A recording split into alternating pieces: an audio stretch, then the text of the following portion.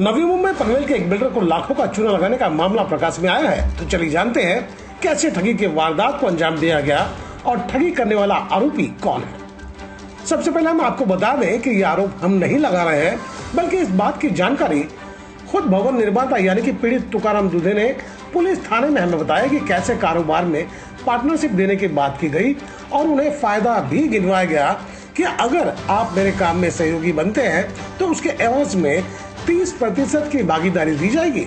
दुधे की माने तो वो फजल रहमान, गुलाब, नवीम अंसारी के बातों में इस तरह आ गए कि उनके कहे अनुसार 55,29,000 रुपए 30% पार्टनरशिप के एवज में Sai S port transport company के बैंक खाते में जमा करवा दिए। यह मामला 2023 से शुरू हुआ, जिसके बाद फजल रहमान ने उनके रुपयों से लाखों की कमाई की। पर जब पार्टनर को 30% के हिसाब से पैसे चुकाने की बारी आई, तब वह अपना असली रंग दिखा दिया और मामला तब और बिगड़ गया जब तुकाराम दुबे ने अपने रुपए मांगे कि मेरा मूल रकम ही लौटा दे। तब फजल रहमान मूल रकम भी नहीं लौटाई। तकाजा करते करते तुकाराम दुबे को जब लगा कि उनके साथ फजल ने धोखा किए, तब जाकर उन्होंने पनवेल शहर पुलिस थाने में शिकायत दर्ज करवा दिए। तब जाकर नवी मुंबई पुलिस अकोला से आरोपी फजल को गिरफ्तार करके लौटी।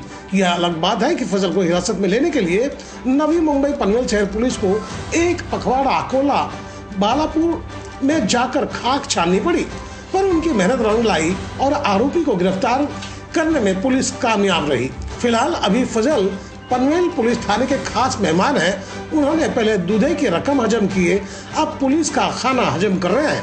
इस विषय पर भवन निर्माता ने हमें क्या बताया, सुने। फजल अंसारी ये बालापुर के रहने वाली व्यक्ति है जी, और मेरा भी बारापुर तालुका में गांव है जी। हमारे दोनों की वहाँ मुलाकात हुई थी जी। और मैं 2019 में इलेक्शन में खड़ा था। तो ये मेरे घर में आता जाता करता था, मुझे मिलता था जी। तो वो हिसाब से हमारे संबंध आ गए थे जी। तो इस बार मैं गांव गया, मेरे गांव में जी। तो ये मुझे वहाँ मिलने के लिए आया। मिलने के आने के बाद में वो मेरा ऐसा ऐसा कुछ काम है, पावर हाउस का मैंने टेंडर लिया हुआ है राखाड़ी का जी। 900 टन का जी। तो वो 900 टन का अभी तक वो जो ये है अधिकारी वर्ग है जी। तो वो मुझे भी सपोर्ट करके माल नहीं दे रहा है। ओके। तो थोड़ा मुझे मदद कीजिए करके ऐसे कह के मेरे 2-3 बार 4 बार मेरे घर में आके मुझे मिले जी। तब मैंने मेरे कुछ रिलेशन के हिसाब से इसको मिलाया कुछ लोगों से, बड़े अधिकारी से, और इसका काम मैंने चालू करवाया।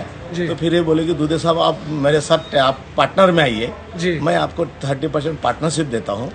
दूसरा एक बंदा मैंने लिया हुआ है 15% में लिया था, लेकिन उसको पैसा रिटर्न करना है, आप आ जाते तो आप मुझे मेरे साथ आ जाओ।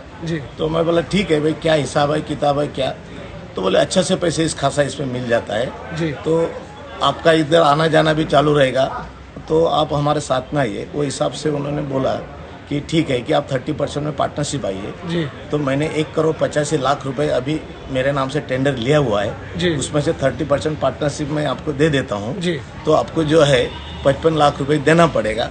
वो हिसाब से मैं बोला ठीक है भाई, चलो अभी हो रहा है, 2 पैसा मिल रहा है, तुम सब काम कर रहा है तो बात नहीं। मैं मेरा जो है पेमेंट उसको मैंने 35 लाख रुपए उसको दिया, बाय द चेक पेमेंट दिया और बाकी कैश पेमेंट किया मैंने। ऐसा करके कुल मिला के मैंने 55 लाख रुपए उसको जो है पेमेंट मैंने करवाया। तो बोला था कि अपन महीने का अपना जो है ये माल जो है बेचेंगे, हिसाब करेंगे, 1 महीना जो भी माल बेचेंगे उसका हम हिसाब करके आपका जो भी फायदा है आपको मिलेगा, और वापस जो पैसा भरने के लिए आता है, जो माल बेचेंगे उसमें से पैसा भरेंगे। तो मैं बोला ठीक है, तो हिसाब किताब तुम मुझे दे देना। तो मेरा एक आदमी उधर मैंने रखा, उसका एक आदमी था। तो 1 महीना हो गया, होने के बाद में ये आदमी बोला कि मुझे और पैसा चाहिए। तो मैंने बोला भाई आपने तो 1,85,00,000 भरा है और माल तो सिर्फ 40 लाख का ही कंपनी ने दिया राखाड़ी। तो पैसा गया किधर? तो बोले नहीं, वो पैसा डिपॉजिट के लिए रखा है। तो मैं बोला ऐसा कैसा डिपॉजिट रखा, मैं पता कर लेता हूँ। तो मैंने जाके वहाँ पे पता कर लिया तो इन्होंने जो 1,33,345 रुपए की जो रिसीट बनाई थी वो झूठी रिसीट बना के मुझे दाखिल की थी। तो वो पैसा इन्होंने दिया ही नहीं। इन्हें कुल मिलाकर 52 लाख रुपए जमा किया था, उसका मुझे रिकॉर्ड मिला वहाँ पे। फिर मैंने और मेरे से 55 लिया, तो इसका तो कोई इन्वेस्टमेंट था ही नहीं।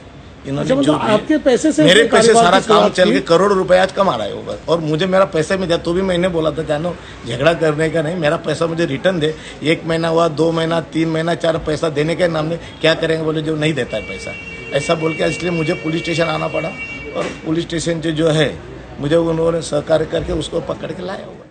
फिलहाल अभी पनवेल पुलिस तफ्तीश कर रहे हैं, जिसके बाद फजल के कारनामों का कच्चा चिट्ठा अदालत को सौंपा जाएगा।